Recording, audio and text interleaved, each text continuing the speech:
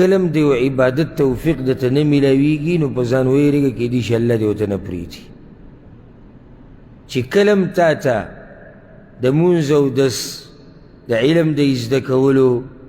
د ذکر اذکار د زکات د صدقو د جهاد د الله سره محبت د پیغمبر سره محبت او بیا داسې زه عبادت خو ډېر زیات دي چې کلم تا ته د یو عبادت توفیق نه میلاوېدو او ستا زړه کې دا راغلي وي چې یاره کومې او بیا هم تا ته توفیق نه میلاویږي نو په ځان ویرېږه فثبتهم کیدای شي الله ته نه راپرېږدي دې بندګۍ ته او الله چا سره ظلم نه کوي وما ربک بظلام للعبید داسې کیدی نه شي چې الله وچ په وچه خپل یو بنده د خپلې بندګۍ نه منع کړي دا کیدی شي نشي کیدی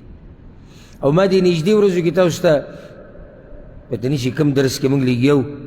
خو ذهن کې مې داسې راځي چې نږدې ورځو کې موږ دا خبره ذکر کړې وه د سلفو نه موږ بعض اقوال را نقل کړي وو چې ولې دا بعض کسان د شپې تهجدو ته نشي راپاڅېدی نو ځکه هغه بعضو څه جواب ورکړی چې کله سوال ترې وشو وی اراده وکړمه وی د اوبه م تیارې کړم د چاردام ته دې ارادې ته وګوره د چاردام اوبه م تیارې کېدم چې زه به تهجد له راپاڅم بیا هم راپانسم د دې به څه وجه وي جواب ورته میلاو شوی دی وي د ورځې نافرماني مه کوه د شپې به دې ځان ته ودرئ د ورځې نافرماني مه کوه د شپې به تا ځان ته ودرئ نو چې شپې دې ځان ته نه پرېږدي خو د ورځې تاسې چل کړی دی بیا هر سړی خو لایق د دې هم نه دی چې دومره لویه بندګي دې د الله وکړي او تهجد خو یو لوی عبادت دی نو بیا سوچ وکړه جهاد ته جهاد څومره اوچت عبادت دی نو داسې خو نه دی چې هر سړي له الله طاقت به ورکړي دې عبادت الله په زړونو عالم دی اوس موږ انسانان لکه اوس یو سړی دی الله ورته د عبادت توفیق نه ورکوي نو موږ ظاهرې ته ګورو یاره ظاهره کې خو دا سړی برابر دی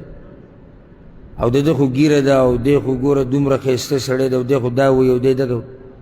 اوس دننه څه دي هغه رازونه خو موږ ته نه دي معلوم هغه هغه عرش والا رب ته معلوم دي نو د هغه رازونو په بنیاد الله فیصله کړې ده نو دغه بنده د خپلې بندګۍ ته نه راپرېږدي او لویه سزا په دنیا کې دا نه ده چې په تا باندې طوفان او زلزله راشي سزا لویه دا نه ده چې ځمکه وچاودي او ته پکې ښخ شي ننوځي او سزا لویه دا نه ده چې ته غریب یې ته فقیر یې ته ملنګ یې ستا بچي نه کېږي ته بیمار یې لویه سزا دا ده چې ته روغ رمټ په دنیا کې ګرځې او الله دې خپل عبادت ته نه پرېږدي لویه سزا دا ده ستا په شان یو انسان چې د غوښې او د هډوکې نه د هغه بدن جوړ دی خواهشات د هغه هم دي بچي د هغه هم دي ښځه د هغه هم ده دنیا ته زړه د هغه هم کېږي پیسې ګټل هغه هم غواړي هر څه یو شان دي هغه له الله طاقت د بندګۍ ورکوي او تاله نه درکوي دا سوچ خبره ده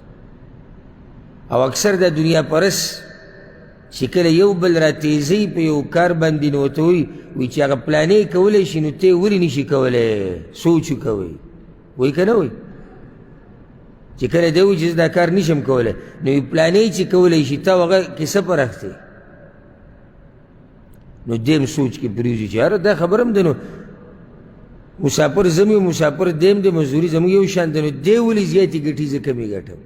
سوچ کې پرېوځي نو بیا کوشش کوي چې دغه کومه کوتاهي ده کي چې هغه ځان نه لرې کړي دغه شان آخرت والا او د آخرت بچي او دینداره خلک هغه په لوی سوچ کې پرېوځي چې ولې الله زه د بندګۍ نه منع کړم ولې دا پلانې بندګي زه نشم کولی او هغه پلانې کولی شي خو څه چل دی که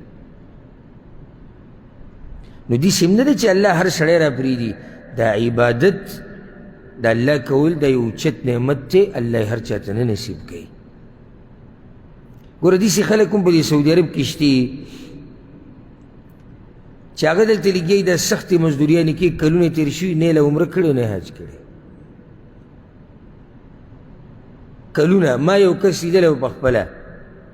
او دا خبره ما ته په خپله کړې وه وایي زما 9 کاله سعودي کې وشو او لا اوسه پورې ما عمره نه ده کړې 9 کاله یو سړي شي دی عمره نه کوي څه چل دی آخر مزدوري ښه ټیټ کوي ګټې درله ماتوي بوجې اوچتوي نو سی چل دی آخر دله چل دا دی چې عرش والا نه رابریدي زړه کې به سی چلی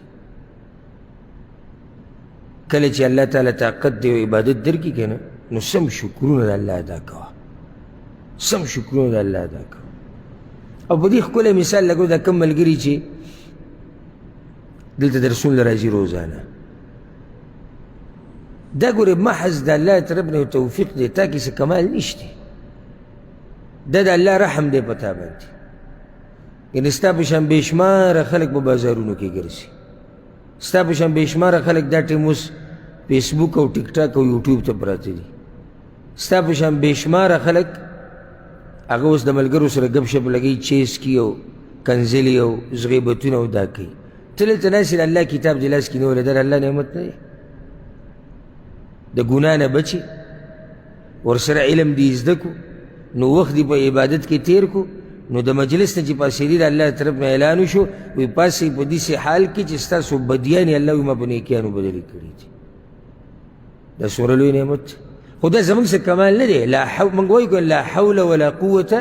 الا بالله دې څه مطلب دی چې نشتې طاقت د عبادت کولو او نشتې طاقت د ګناه د پرېښودو مګر هغه طاقت چې الله یې راکړي موږ به څه یو زموږ به طاقت څه دا زړونه خو د الله په دوو ګوتو کې دي والله چې کوم طرف ته یې واړې یقه طرف ته یې واړې چې دله واړو دا زړه د ګمراهۍ طرف ته والعیاذ بالله که دنیا ټوله راشي بیا دې نېغې لارې ته نشي راړو او چې په هدایت یې مضبوط کړي که نه نو دا ټوله دنیا چې یو ځای شي نو تا ګمراهۍ ته نشي اړولی